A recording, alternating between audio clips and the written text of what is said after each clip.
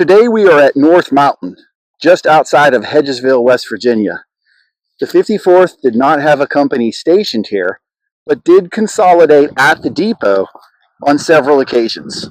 The first occurred shortly after the Antietam campaign, when Colonel Jacob Campbell and 66 men pursued the retreating Army of Northern Virginia.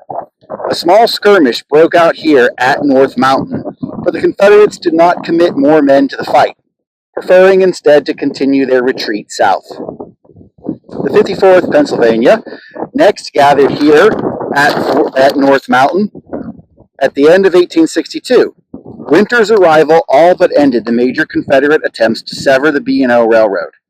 Colonel Campbell ordered his scattered companies to North Mountain to prepare winter quarters. Shortly after their arrival, orders arrived changing their assignment. An officer wrote, "The order, relieving it from the onerous and trying duty upon the railroad, which has been earnestly longed for, was received." The new orders marked a shift in the role of the 54th Pennsylvania. Free to the railroad, the regiment could now pursue Confederate incursions as soon as they were sighted, instead of waiting for them to strike the isolated companies along the railroad. The 54th Pennsylvania's first opportunity to fulfill this new role came shortly after the regiment concentrated here at North Mountain. On January 3rd, a Confederate raid threatened the railroad in the South Branch Valley just outside of Romney, Virginia.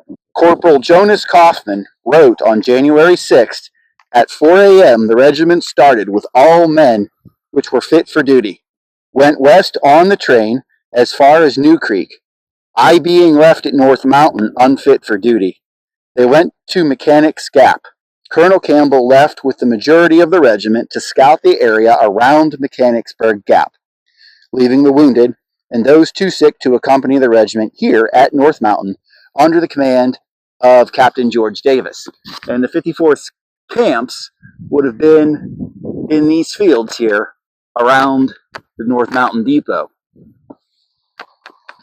While Colonel Campbell led the majority of the 54th Pennsylvania to Romney, some Confederate guerrillas attacked the regiment's headquarters here. Recovering from the initial surprise, the men left behind drove off the attackers, but not before they caused significant damage. Besides Colonel Campbell's tent and possessions, the attack badly damaged the regimental colors. Historian Richard Sowers explains, "The flag meant everything to a regiment of soldiers. In an era where most people in this country did not travel great distances from their homes, the flag was a tangible symbol of the national government. It was to be protected at all costs. Even though the flag might be reduced to scraps of silk clinging tenuously to the fringe, it was still a proud symbol of the United States. It was the remains of the damaged flag that we saw earlier in Harrisburg." With this understanding of the importance of colors, it is easy to see why Colonel Campbell showed more concern over the damaged colors than his own personal property when the regiment returned here to North Mountain. Captain George Davis had rescued the colors from the fire at the headquarters, but not before they sustained severe damage.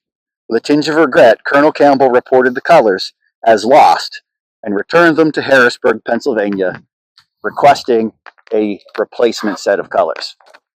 So thank you for watching this episode of In the Footsteps of the 54th.